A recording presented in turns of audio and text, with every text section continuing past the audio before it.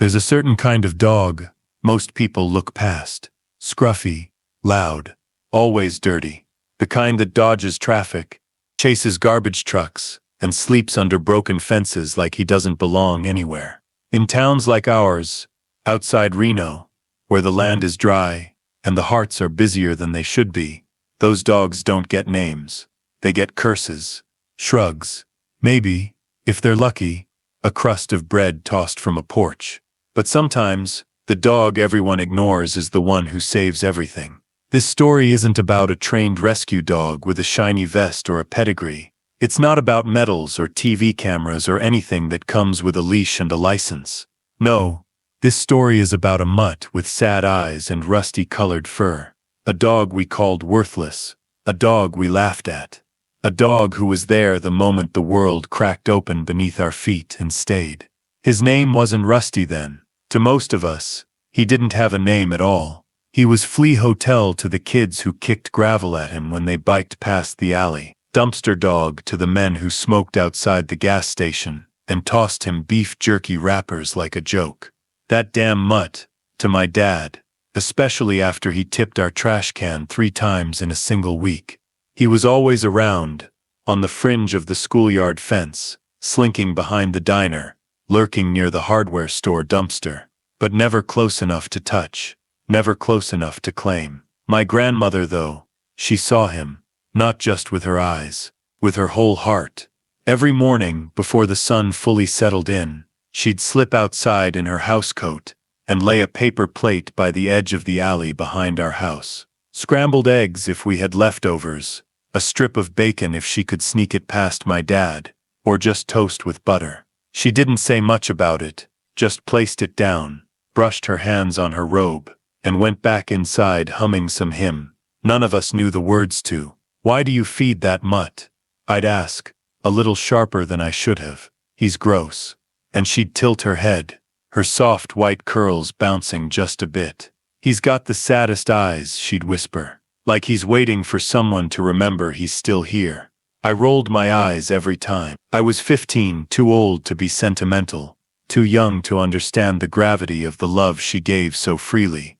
The dog never barked at her, never whined or wagged his tail like other dogs did for food. He just watched, ate slowly, licked the plate clean and disappeared back into the weeds, like a ghost who didn't want to bother the living. Summer in Nevada always carried a certain stillness, dry wind, dust, devils, the kind of heat that made everything shimmer like a mirage, the kind of silence that stretched across afternoons like a blanket, lulling even the loudest kids into hushed dares and secret games beneath parked trucks.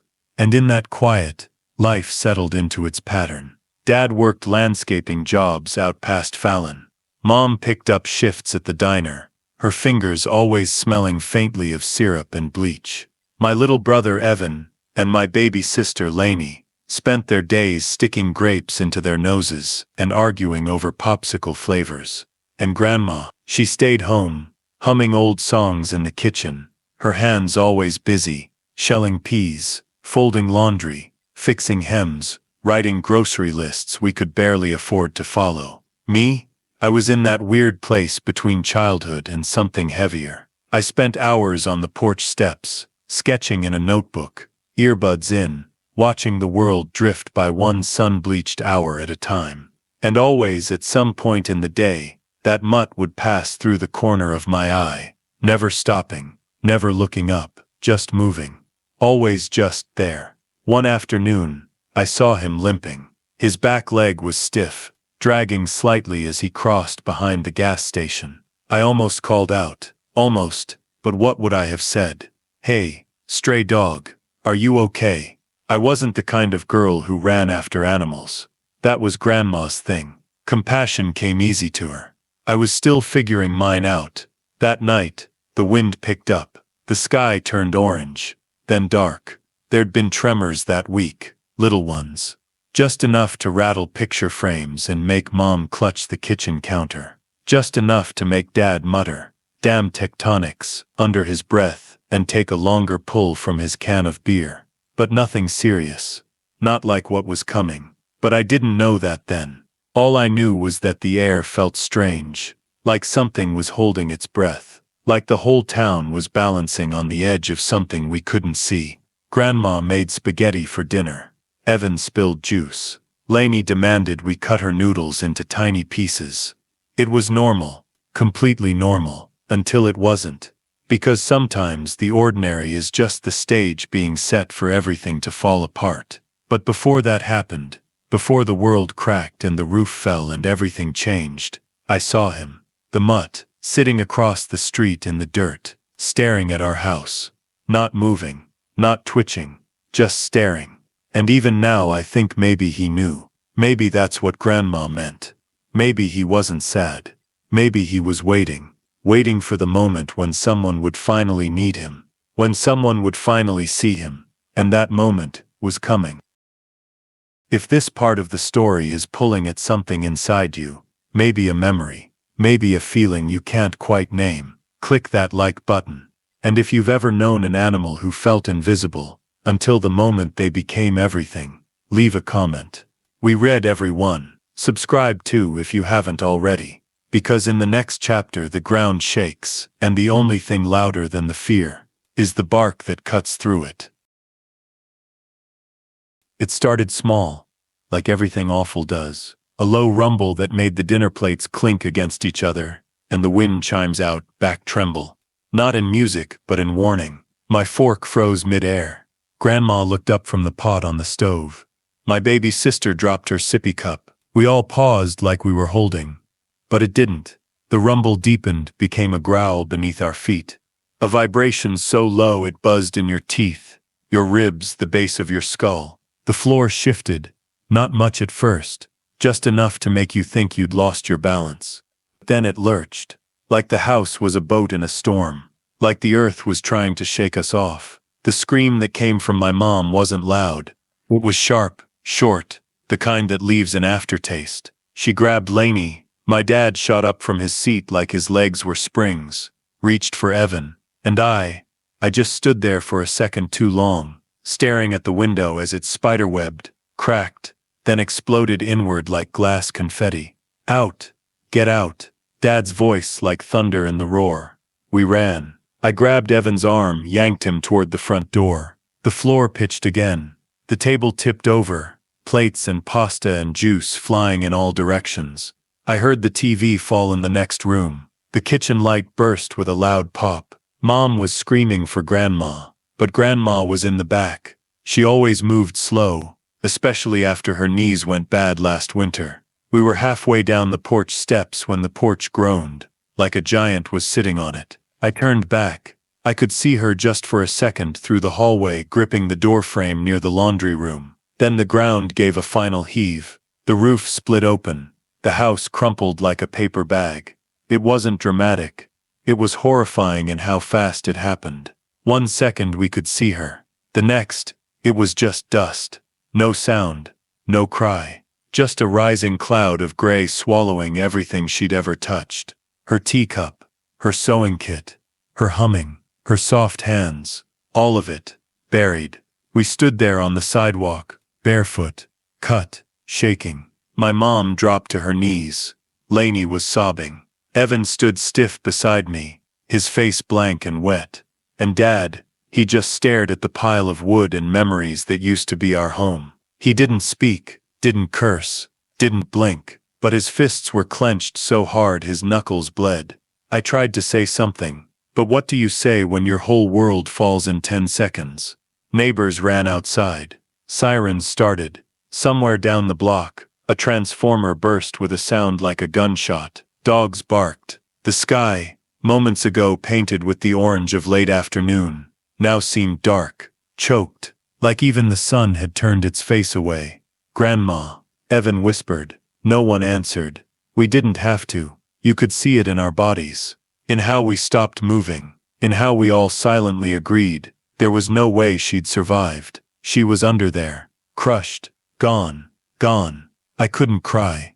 I felt like if I started, I wouldn't stop, so I just stared at the dust, at the fragments of our life sticking up like broken bones, at the crooked photo frame half buried in the dirt with our family picture in it. Grandma smiling, her eyes always knowing more than she let on. And just as that silence, thick and suffocating, settled over us, something pierced it. A bark, sharp, insistent, almost angry. We all turned, and there he was, the mutt, the one with the bent ear and the orange-tinted fur. He stood on top of the rubble, tail stiff, eyes locked on us. He barked again. It wasn't a panic bark, not a warning bark. It was a summons. He turned, darted behind what used to be the garage, then stopped, looked back, eyes on mine, like he was calling me. And just like that, my feet moved before my brain did. I ran. I didn't say anything to my parents, didn't ask permission, didn't think. I ran after a stray dog through the dust of my dead grandmother's house because somewhere in the cracked center of my chest I knew. He was trying to tell me something. The world was still shaking in my ears, but I didn't stop. Around the back of the house, past the burnt patch of lawn, over twisted metal, dodging glass and wires and fallen fence boards, and there behind the water heater tank that had flipped during the quake, beside the sagging remains of the utility shed, he stood barking furiously now, circling, scraping his paws at the ground like he wanted to dig through the earth itself. I dropped to my knees. I couldn't see anything but wreckage, but he wouldn't stop barking. And so I dug, bare hands, dirt and gravel, and insulation scraping my fingers raw, splinters jabbed into my palms. My elbow screamed from where it hit a beam, but I dug, because that mutt didn't stop barking, because somehow, impossibly, I believed him. Then a whisper, so faint I thought it was the wind. I froze. Help. My breath caught. I leaned down, pressed my ear to the ground. Please. I screamed. She's alive. My voice cracked from dust and disbelief. I scrambled up, waved my arms, screamed again. My dad came running first, then the neighbor with the pickup truck, then others. And through it all the dog stayed there, pacing like a soldier, watching every move like the world depended on it. Because to him it did. To us, it did. If you've made it this far, if your heart's racing, your hands clenched, your throat tight, don't stop here. Click like if you believe some miracles come wrapped in fur. Leave a comment if someone you thought was gone once came back. And subscribe, because in the next part, we find out what was beneath that wreckage, and how a nobody dog turned into the only reason a family held together. Sometimes, when the world buckles, only love can keep it standing. I don't think I'll ever forget the sound of that bark. Not because it was loud, not because it cut through the chaos, but because in that moment, when everything else in the world felt broken, lost, and numb, that bark sounded like hope, like purpose, like a voice that refused to let me believe she was already gone. After I screamed that she was alive, the world sped up and slowed down at the same time. People shouted. Someone ran for a jack. My dad shoved pieces of drywall out of the way like they were paper. I kept digging with numb fingers, my knees scraping on cement shards. Blood dripped from my knuckles, but I didn't stop. I couldn't. Not with her voice still echoing in my head. Not with him, that mutt, still pacing beside me like he was willing us to find her. He didn't leave. Not for a second. He barked until his voice cracked, then just stood there, panting, watching, trembling from head to tail but never turning away. The beam that had fallen on her was thick, part of the old roof truss. It took 3 of the neighbors to lift it. I remember my dad, sweat pouring off him, gripping it with everything he had, his muscles shaking. Someone shouted, "Don't drop it." Someone else cried out when a board splintered beneath them. Dust clouded the air again. I could barely see. I could barely breathe. Then I saw her fingers, just her fingers, barely sticking out from under the beam. Dusty, bruised, but moving. "Grandma!" I screamed. Her voice was hoarse, like it had been dragged through gravel. "I'm here," she whispered. "Don't go." "We're right here," I said, kneeling beside her hand. "We're not leaving." It took almost 20 minutes to clear enough of the debris to get her out. 20 minutes that felt like a lifetime. But when they finally pulled her free, broken arm, cracked ribs, dirt in her hair but alive, It was like something inside all of us cracked open and started beating again. My mom collapsed to her knees and sobbed into her hands.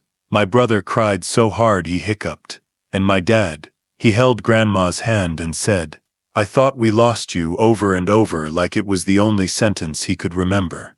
I should have cried, but I didn't. Not yet, because I was still staring at the dog. He had stopped barking, he just lay there now, beside where she'd been trapped, his head on his paws, chest rising and falling with slow, heavy breaths, his fur matted with dirt, his eyes not leaving mine, like he was saying, "I told you, I knew," and that's when it hit me. He hadn't just stumbled onto her by accident.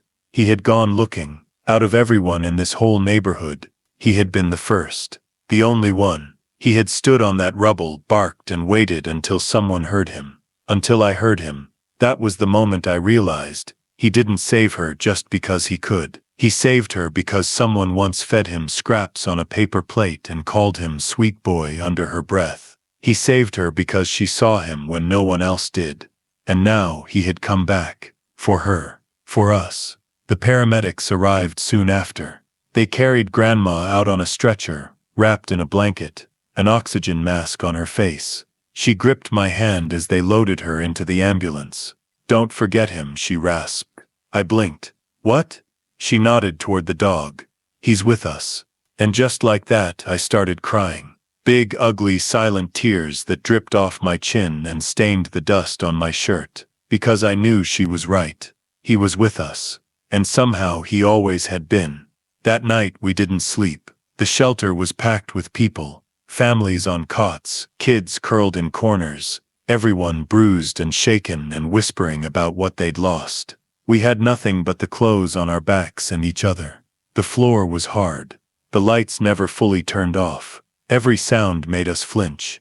And yet, I felt okay, because he was there. The dog lay at the edge of our cot, curled into a tight little ball. My mom didn't say a word about it. My dad didn't protest. My brother even shared half a slice of bologna with him. We gave him a name that night. Rusty. It just felt right. His fur caked with dirt, had that orange tint to it. But it was more than that. Rusty sounded like something once forgotten and now found. A name that felt like home even if he'd never had one before. I fed him chicken from my Red Cross dinner tray. He licked my fingers afterward, slow and soft, like he knew I needed that. And when the lights finally dimmed and the noise of the shelter became a gentle hum of breath and whispers, Rusty shifted closer to me and rested his chin on my foot. I didn't move, didn't want to, because in the middle of that chaos, that fear, that exhaustion, something had changed. He wasn't a stray anymore. He was ours. If this chapter made your chest ache, if it reminded you of someone who showed up when no one else did, click like. It lets us know you're still here, walking this road with us. Drop a comment if you've ever been saved by a person, by an animal, by a moment of love you didn't expect. And hit subscribe, because the next part of Rusty's story proves that sometimes when you finally give someone a name, they show you just how much they've been waiting for it. Because the bark that saved my grandmother was only the beginning. They say dogs have instincts, that they can smell things we can't, hear things buried beneath silence. But Rusty didn't just have instincts. He had purpose. He had direction. That day he didn't wander into the rubble out of luck. He didn't guess where my grandmother was. He knew, and when I followed him around the edge of the collapsed house, past the side fence, over the broken stepping stones, where Grandma used to plant her little lavender pots, I realized he wasn't sniffing or searching. He was leading. He turned the corner like he'd been there before, like he'd mapped this land in his mind, remembered every scent, every hiding place, every hollow between foundation and earth. The water heater tank had fallen sideways during the quake, ripping through the outer wall and landing hard into the ground. I remembered hearing it crash. At the time, I didn't think anything of it, just one more thing lost in the chaos. But that's where Rusty stopped. He circled it once, twice, then began digging, not in random frantic motions like a dog after a gopher, but in deliberate clawing sweeps of his paws. His nails scraped against plywood, His shoulders moved in rhythm, almost mechanical, and he barked. That same bark I couldn't stop hearing in my head since the moment everything fell apart. I dropped to my knees. Didn't think. Didn't call for help. I just started digging with him. The tank had landed across a tangle of beams and torn insulation. Sharp, fiberglass threads clung to everything. Pieces of tile, bent nails, broken bricks. I scraped my hand on a shard of metal, felt it bite through my skin, but I didn't stop. Rusty moved beside me, relentless. His paws bled, but he didn't flinch, and beneath all of it, just faintly, I heard something. At first I thought it was wind, or maybe my own breath, but then again, a voice, a whisper, "Please." I froze, pressed my ear to the ground, and then I heard her, Grandma, weak, raspy, calling out like she had no more strength to do so, but some part of her still believed someone might hear. "She's under here," I gasped. "She's here." I screamed for my dad. He didn't ask questions, just came running. The neighbors followed. People I barely knew suddenly digging, like they'd known us forever. A woman handed out gloves. A man brought a crowbar. Someone shoved a bottle of water into my hand and told me to breathe. Rusty didn't leave. He lay down next to the tank, pressing his body against the metal as if he could transfer warmth through it. His ears twitched. His eyes never left the rubble, and when we finally peeled back the last board and saw her, Grandma, pinned beneath a collapsed beam, face pale, lips cracked, but eyes open, alive, something inside me broke. Not like when the house fell, not like when we thought she was gone. This was something else. The sound I made wasn't quite a sob. It was a release, like my soul had been holding its breath for hours and finally let go. Grandma looked up at us, and the first words she whispered were, "Is the dog still here?" Rusty stood, trotted to her side, and lay down beside her like that was where he was meant to be. No barking, no tail wag, just presence. That quiet, powerful kind of presence only animals seem to know how to give without asking for anything in return. We didn't have a stretcher, so we used a door salvaged from the half-buried pantry and a blanket for cushioning. My dad carried one end, a neighbor the other. I held Grandma's hand the whole time, and Rusty, he walked beside us, step for step, never falling behind, never rushing ahead. At the Red Cross triage tent, the nurses were amazed. "She was under there how long?" one asked. "Stunned." "Hours," I said. "She should have passed out. The pressure, the dehydration." "She stayed awake," I said, "because she wasn't alone." I looked at Rusty. He was sitting at the tent opening, tongue out, panting, covered in dust, blood on his paws, dirt in his eyes, but calm. So calm. The kind of calm that made you trust him, even if you didn't understand why. That night, I sat by Grandma's cot. My mom brought clean clothes. My dad paced like he needed to keep moving, or else he'd fall apart.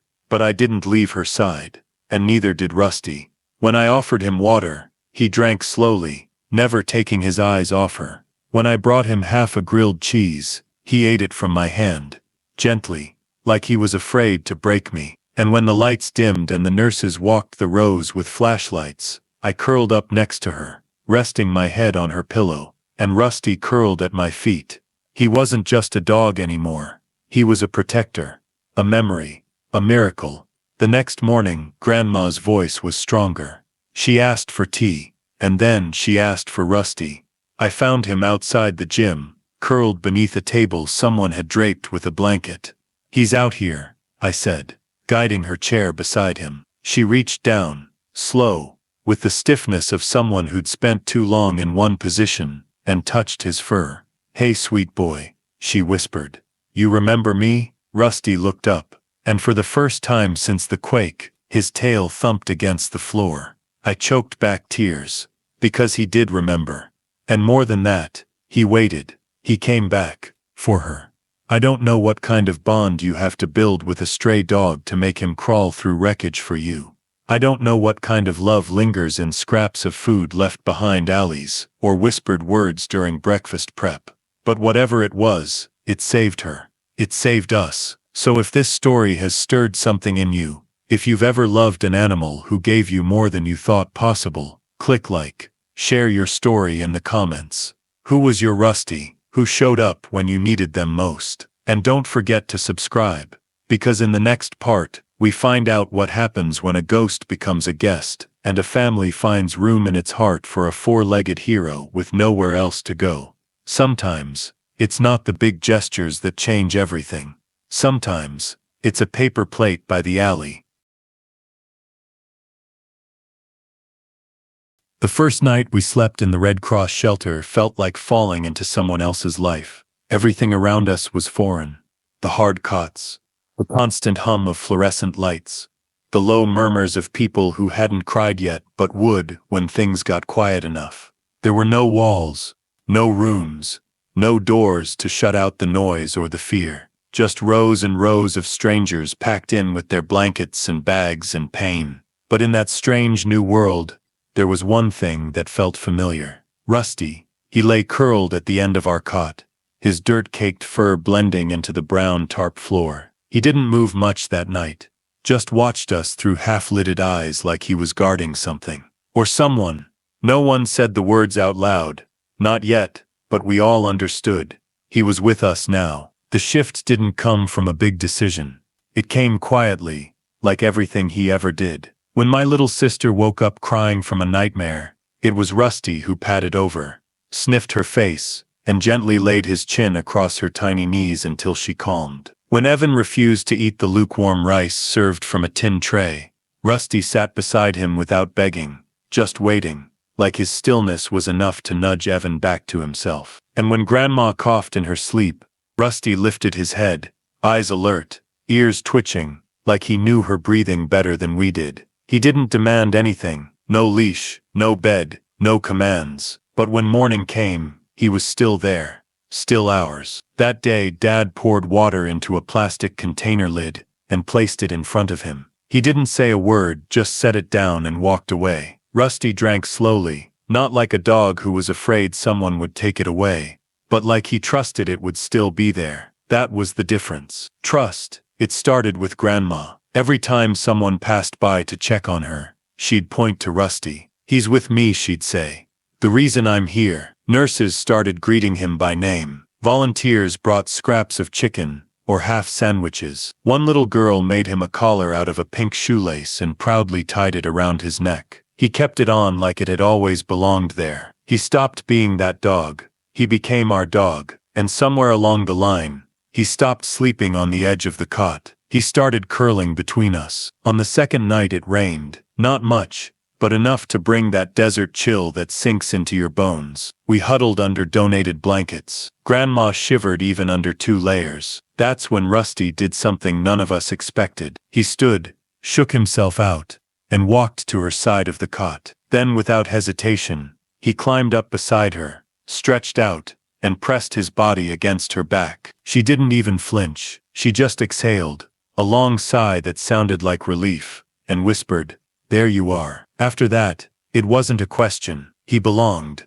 Mom stopped giving him scraps and started giving him meals. Grandma asked for an extra blanket and folded it into a little pad by the foot of her cot, though Rusty rarely used it. Evan asked to hold his leash when we walked around the school grounds, even though we didn't technically have a leash. Someone tied a length of twine to his shoelace collar, and that was enough. And me? I started talking to him. Real conversations, like he was just another part of us. I'd whisper into his ear about how scared I was, how I couldn't sleep, how I couldn't stop seeing the house fall, or hearing Grandma's voice under the wreckage. I told him how I used to think he was disgusting, how I never thought twice about him, how wrong I'd been. He'd blink slowly, lean against my shoulder, and exhale like he understood. And maybe he did, but not everyone came around right away. Dad, especially, kept his distance. He didn't say much, not about Rusty, not about the quake, not about anything. He worked, hauled water, moved cots, fixed the broken heater near the west wall. He did what needed to be done,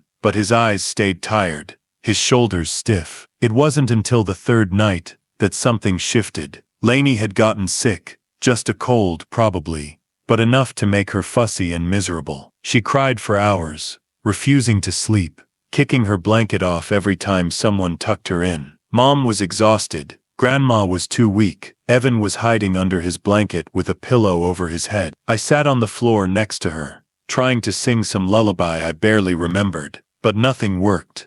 That's when Rusty moved. He padded over, slow and deliberate, laid down right beside Laney's cot, and began to hum.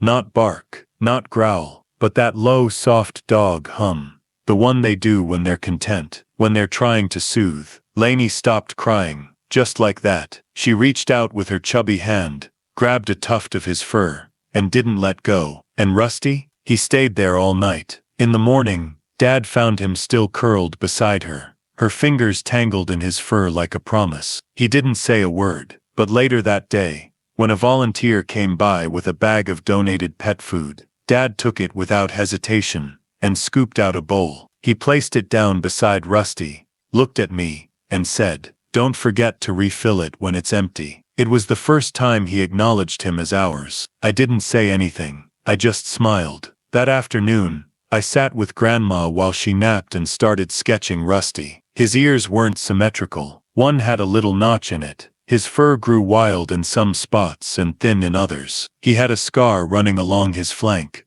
old and faded but still visible. His nose was dry and cracked at the edges, but his eyes were soft, sad, and full of something I couldn't draw. Something like forgiveness, something like love. Rusty didn't just become our guest, he became our gravity, the center we circled without realizing it. People in the shelter started calling him the miracle dog. Word spread about what he did, how he led me to Grandma, how he barked at the exact place where she was trapped. One lady whispered, "It's like he was sent to you." And maybe he was, or maybe we were sent to him. That night, when I crawled into my cot, and Rusty laid his head on my ankle, I whispered, "Thank you." He didn't move, didn't twitch, just stayed. Because that's what he always did. He stayed. So if you're still with us, if this part of Rusty's journey moved something inside you, click like. It tells us that you're part of this family now too. Comment below. Have you ever welcomed someone into your life, and wondered how you ever lived without them? And hit subscribe, because the next part of Rusty's story proves that not all heroes wear capes. Some wear dust and carry scars, and still run headfirst into fire when no one else dares to move. Because this stray, he wasn't done saving us yet. They say tragedy teaches you to listen to your gut, to trust the hairs rising on your arms, or that sudden chill sliding down your spine. But for us, in that temporary shelter behind the Baptist church on the south side of town, our warning didn't come from instinct or fear, or even fire alarms. It came from Rusty. 2 weeks had passed since the earthquake. We'd been moved from the school gym to the church grounds, while engineers inspected what was left of downtown. The gym had grown too crowded, too tense. Here there were actual walls, some privacy, real beds for Grandma, and the other elderly evacuees. My mom cried when she saw the cots pushed against the windows, like soft borders between chaos and rest. The church had turned its fellowship hall into sleeping quarters, and lined the old Sunday school rooms with food, blankets, diapers, and donated supplies. The place smelled like plywood, sanitizer, and instant coffee. It wasn't home, but it was a step closer than the gym had been. Rusty settled in with us, like he'd always belonged there. Everyone knew him now. When kids dropped goldfish crackers, they left them on the floor on purpose. Teens with phones sneaked selfies with him, hashtagging #MiracleMutt. One of the volunteers even made him a laminated name tag and taped it to his donated food dish. But Rusty didn't care for fame. He still walked the halls on his own schedule, checking on cots, sniffing babies, curling beside the sick. He never wandered far, never barked unless something was wrong. He'd earned his place not with tricks, but with presence. It was around 11 p.m. when it happened. The night was dry, like always. The wind had picked up, one of those gusty Nevada evenings where you can feel the sand blowing in invisible waves. The generators had been acting up all week, sputtering, coughing to life like tired beasts. We were all winding down. Some people still murmured quietly, but most had gone to bed. Grandma had already drifted off. My sister was curled up with her stuffed bear. I was halfway through writing in my journal, the pen dragging across the page with tired loops. That's when I saw Rusty stand. Quick, alert, his ears perked, head tilted toward the far wing of the church, the old storage room where extra supplies were kept. He sniffed the air, then bolted, not toward food, not toward people, toward danger. I barely had time to react before I heard it. A crack, then another, then someone screamed. Smoke began to seep in under the hallway door. The power flickered, went out, came back again. Then darkness. Shouts filled the air. Rusty's bark pierced through it all. Sharp, urgent. He was clawing at the back window, barking non-stop. I grabbed my flashlight, fumbled to switch it on. Mom was already pulling Lainey from her cot. Evan stood frozen, eyes wide with terror. Then came the unmistakable smell. Smoke, thick, burning plastic, sharp and chemical. The kind that hits the back of your throat and won't let go. People shouted, panicked. The door to the storage room burst open in a wave of heat. Flames licked the walls, racing up insulation like it was paper. But through the chaos, one thing stood out. Rusty. He didn't run away. He ran toward it, toward the fire, toward the thickest smoke. I screamed after him. Rusty, no. But he was gone, gone into the inferno. I tried to follow. Dad held me back. We need to get everyone out, he shouted, coughing. The firefighters came fast. Bless them for that. One of the volunteers had called before the flames spread far. We guided everyone through the side doors, out into the gravel lot. People covered their faces with towels, scarves, anything they could grab. Some were barefoot. One woman had to be carried, her walker left behind. We all stood in the cold night air, watching flames swallow the back of the church. But I wasn't watching the fire. I was watching the door, waiting for Rusty. A minute passed, then two, then the door slammed open, and in the thickest smoke, a firefighter appeared, coughing, dragging someone behind him. Two people, an elderly couple, Mr. and Mrs. Harden, who had trouble walking. They'd been asleep in the back storage room, away from the rest of us. The firefighter laid them down on the sidewalk as medics rushed over. Wouldn't have found them, he wheezed, if the dog hadn't barked at the window. I stared. Rusty, he nodded. Dog was clawing at the window like his life depended on it. Kept barking until we followed him in. He stayed right outside the door. Where is he? I asked, panic rising. Then I saw him, stumbling out of the smoke, fur blackened in patches, limping, but alive. He crossed the lot, eyes half closed, chest heaving, and walked straight to me. Collapsed at my feet. I dropped to my knees, scooped him into my lap. He was hot, covered in soot. His eyes blinked slowly, like he was trying to stay awake. He's okay, I whispered, rocking him gently. You're okay. People circled around us. The same ones who used to swat him away from their porches. The same ones who once called him Mutt. Now, they were silent. One woman pulled off her jacket and laid it over him. A little boy offered his juice box.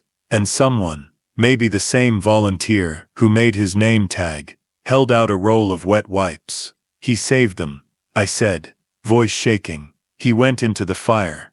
My dad, who once refused to let Rusty near the truck, crouched beside me, ran a hand down Rusty's back. Then he looked at me and said, quietly, he's more than a dog.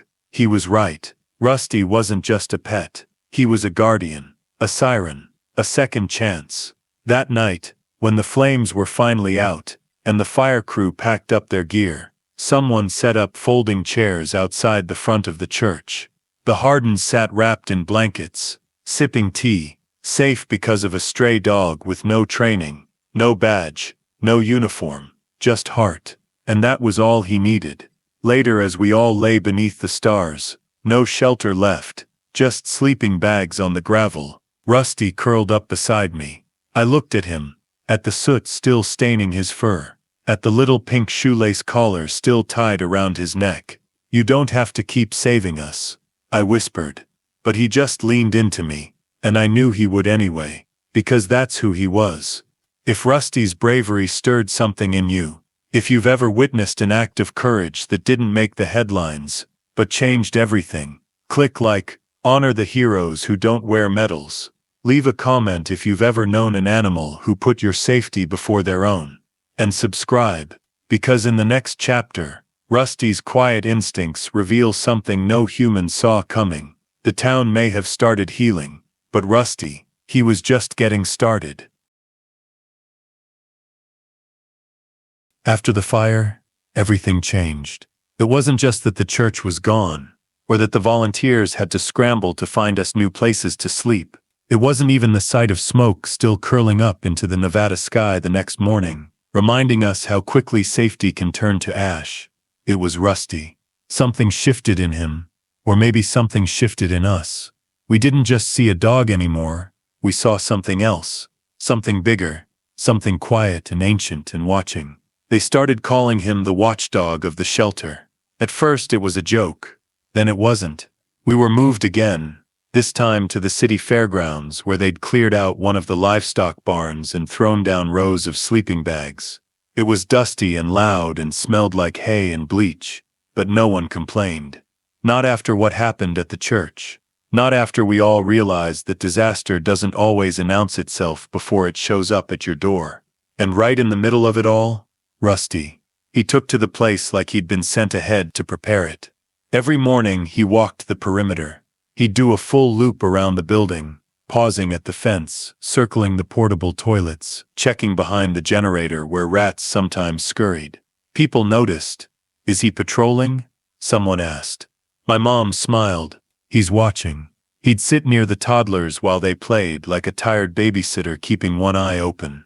If a child wandered too far, Rusty would follow and gently herd them back, bumping his shoulder into their legs like a sheepdog guiding a stray lamb. When new families arrived, dazed and sleep-deprived, Rusty would greet them. Not with barking, not with begging, just with a slow approach, a steady look, and that presence, the one that said, "You're not alone here." There was one night when a baby wouldn't stop crying. Hours passed. Nothing worked. Her mother, pale and sleepless, finally just broke down, cradling her daughter and sobbing quietly. Rusty walked up, sat beside her. Didn't move, didn't even blink. Just sat. The crying stopped in minutes. No one could explain it, but we all felt it. This wasn't coincidence anymore. It was instinct. It was love. He began to know before we did. Like the time he scratched at the side of the storage tent until someone checked inside and found that a box of baby formula had fallen, split open, and spoiled in the heat, before anyone fed it to a child. Or the time he stood stiffly near a young man who had been keeping to himself for days. No one had noticed how pale he was, how he kept rubbing his left side, until Rusty barked once, sharp and sudden. The nurses rushed over. The man was in the early stages of sepsis. They caught it in time. He's like a detector, the nurse whispered. A heartbeat detector. The mayor came by with reporters one afternoon. They asked to take a picture of Rusty. He didn't pose, he didn't even sit. He was too busy standing guard near Grandma while she coughed into her handkerchief. They printed the photo anyway, called him the dog who wouldn't look away. And maybe that's what it was. Rusty never looked away. Not from pain, not from fear. Not from need. And because of that, we didn't look away either. People started bringing him things. A collar with his name stitched into it, dark blue with little stars on the fabric. A food bowl painted by the kids in shelter art class. A vest, not official. Just a soft canvas wrap with the words "Hero Dog" scrawled in Sharpie on one side. But Rusty didn't care for any of it. He wore the collar because Lainey tied it on with shaking hands and whispered, "Now you're real." He ate from the bowl because Evan filled it every night without being asked.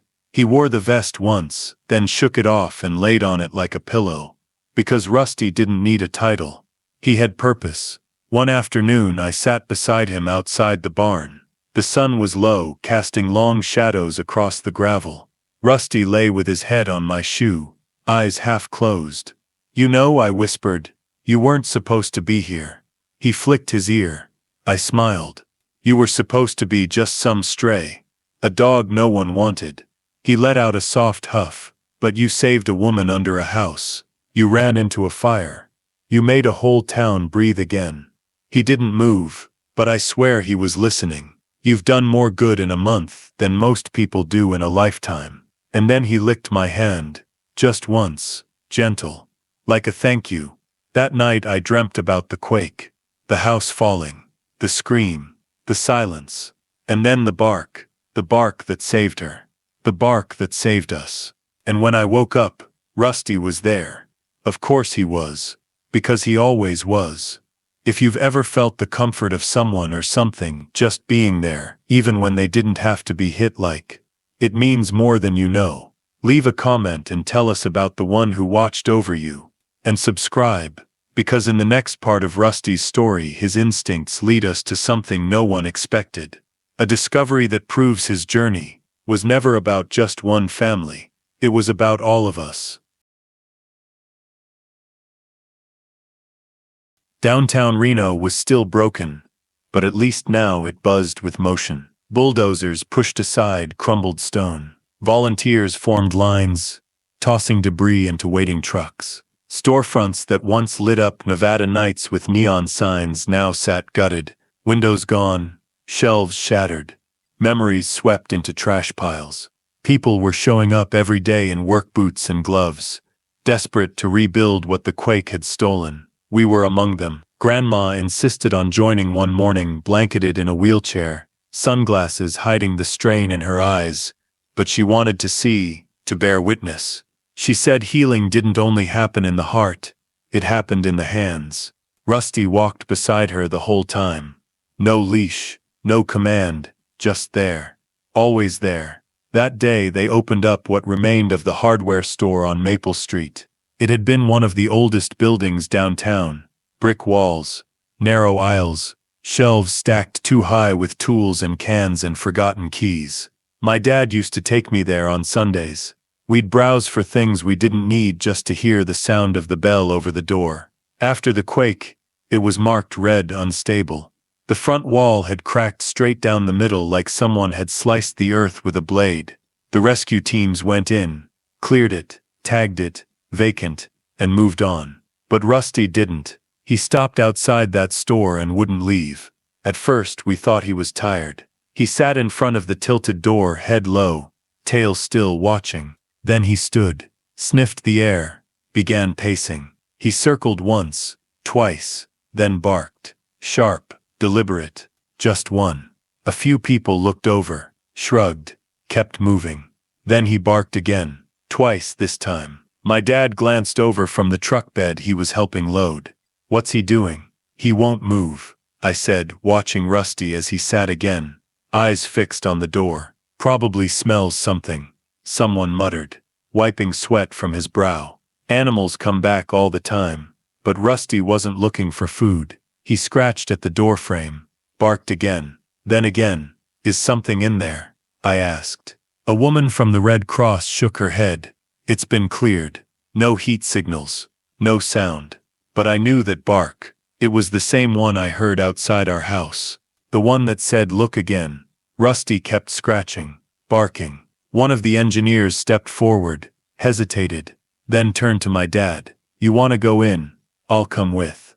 Just in case." Dad didn't hesitate. "Yeah." And just like that, they ducked under the yellow caution tape, flashlight beams bouncing off walls as they disappeared into the broken shell of the store. We waited. Rusty sat. His eyes never left the door. 5 minutes passed. 10. Then a sound. A shout. A cry. We all rushed toward the entrance just as the engineer stumbled out, white-faced.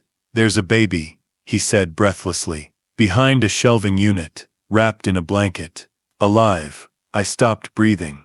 A baby. Rusty stood, walked forward, and waited. The firefighter who followed out was cradling her. A tiny thing, maybe 6 months old, wrapped in a pink fleece. Her face was dirty, her lips cracked, but she was breathing. The silence around us was deafening. People gasped. Someone dropped their shovel, and then cheers, tears, movement. The baby was rushed to the medic tent, and Rusty, He just sat back down, calm, like he knew. The story spread fast, too fast. By the time we got back to the shelter that evening, news vans had parked outside the fairgrounds.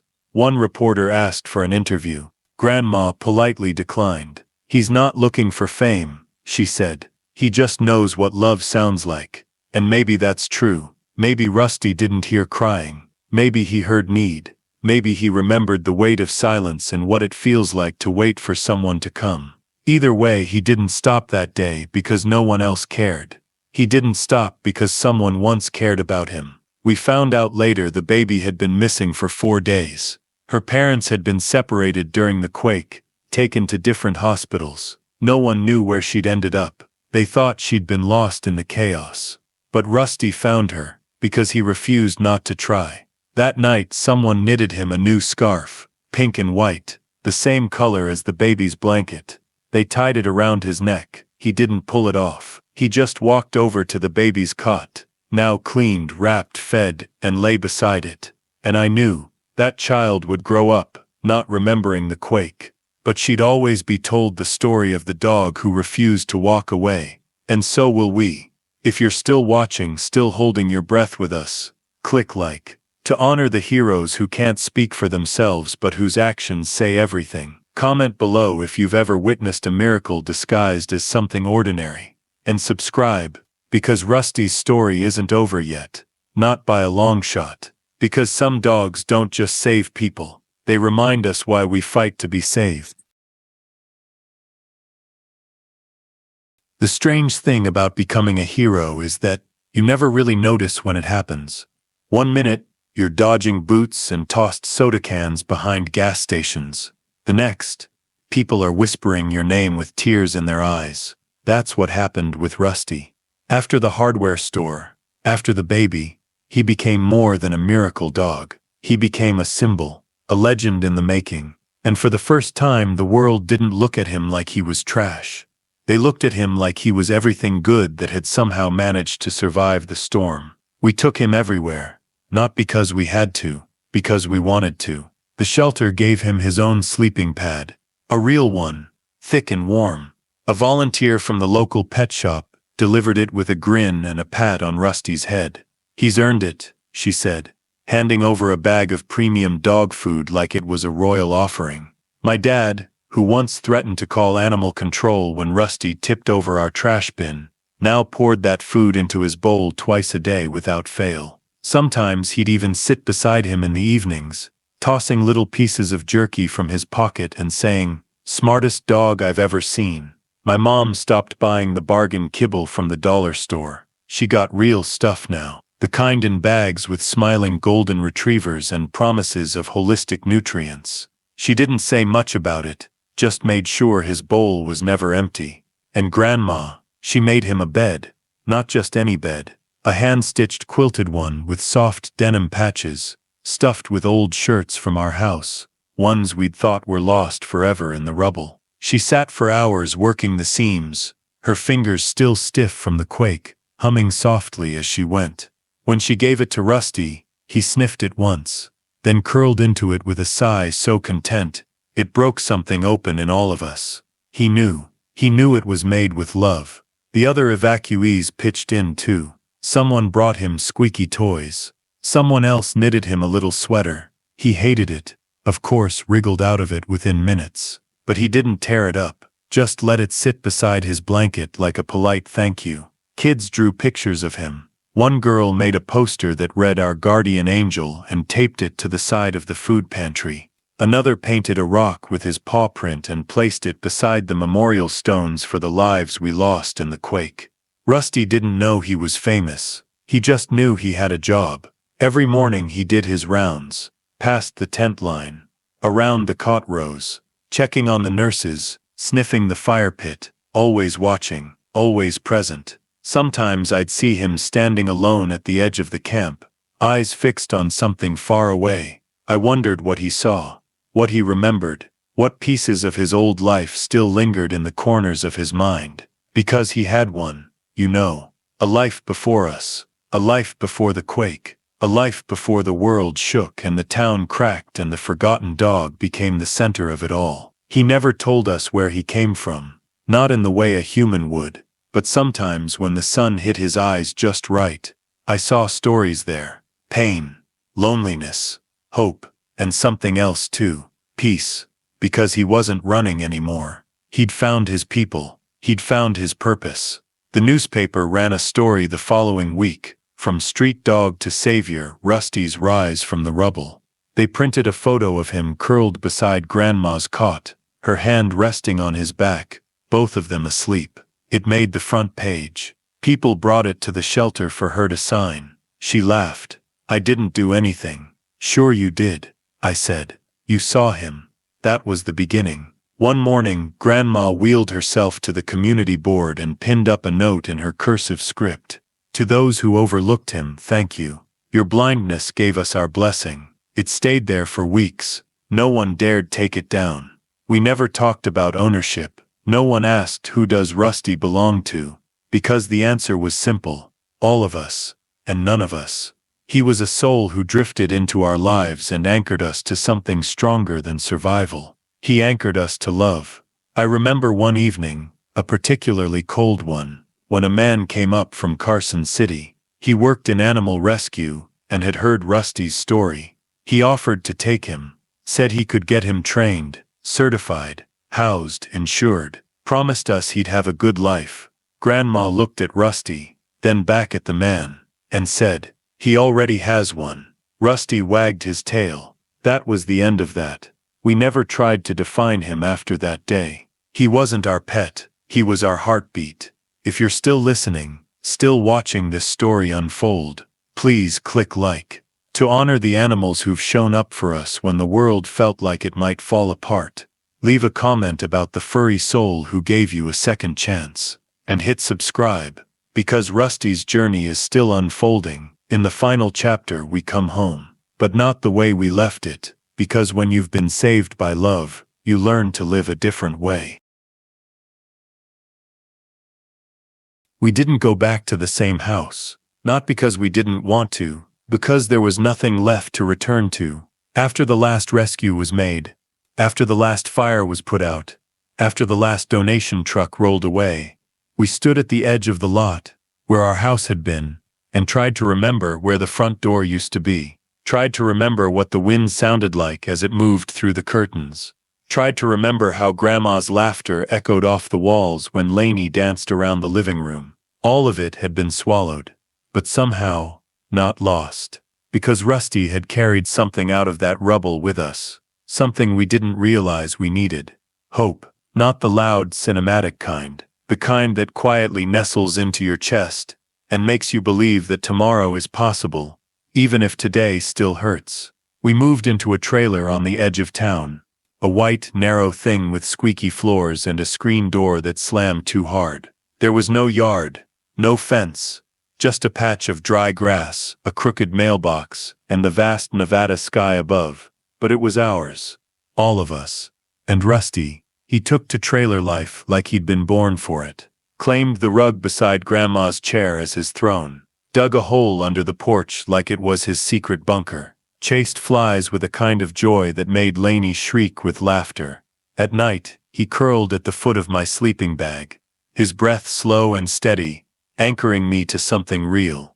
We didn't talk much about the quake anymore, but we felt it. In the way Dad flinched every time a truck passed too loudly. In the way Grandma slept with the light on. In the way Mom lingered longer than she used to, touching each of us before bed, as if confirming we were still here. And always, Rusty, watching, walking, waiting. He didn't chase garbage trucks anymore. He didn't skulk in alleyways. He didn't run from raised voices or loud doors. Because he wasn't a stray. He never was. He was just waiting to be claimed. And now, he was ours. Some days we drove through what used to be town.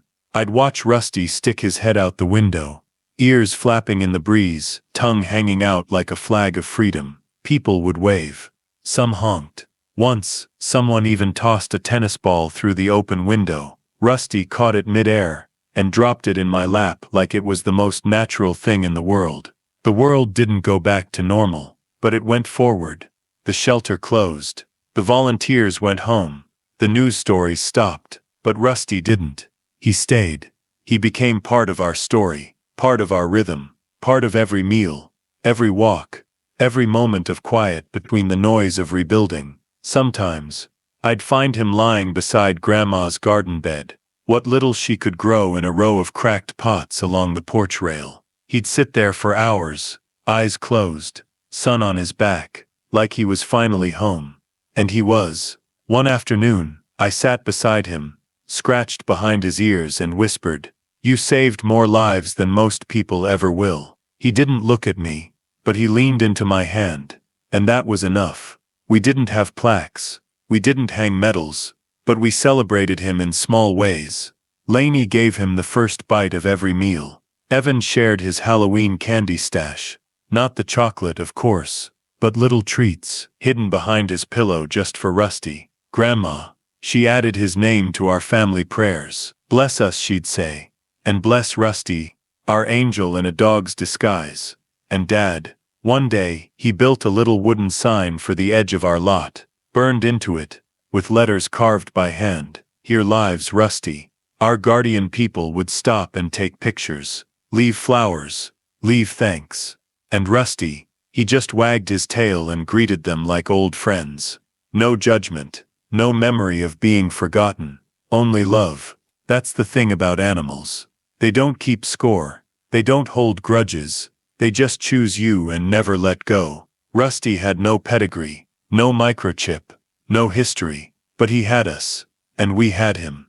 We still do. So if this story, Rusty's story, has touched you, don't let it stop here. Click like, because every click reminds the world that love like his matters. Comment below and share the name of the dog, or the person, or the moment that saved you. And subscribe, because we're not done sharing stories like this. Stories about quiet heroes, second chances, and the power of being seen. Rusty wasn't just a dog, he was a beginning. And maybe, just maybe, he's proof that no one is ever really lost, not if someone comes looking.